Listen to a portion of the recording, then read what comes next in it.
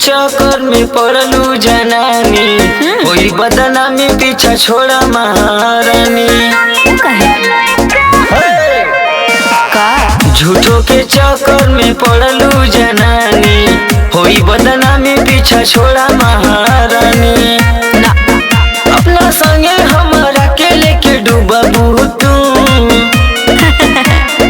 बोला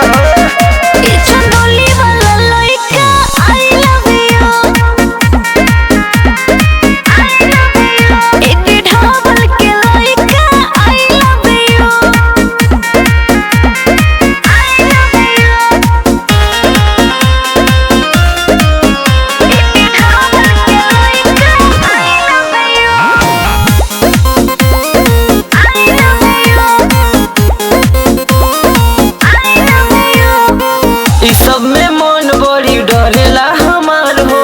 डरिले कान कबो करब नहीं प्यार हो। काहे हो हमरा जहिसन कहीं तो लवर पहिबना, मानो बात हमार आगे पछतहिबना। हो सारा धन लेके धीरे से निकलबू तू ना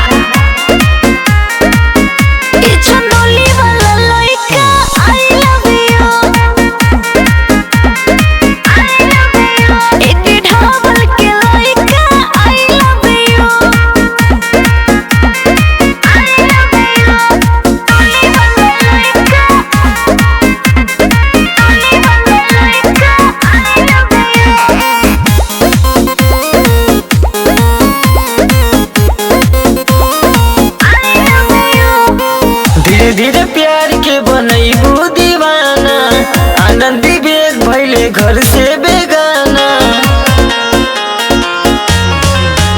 मानो अखिया में कहीं ऐसे धंसल हो, हमार दिल में अजीत बाबू बसल हो। हो लागे हमारा के लेके भगैबू तू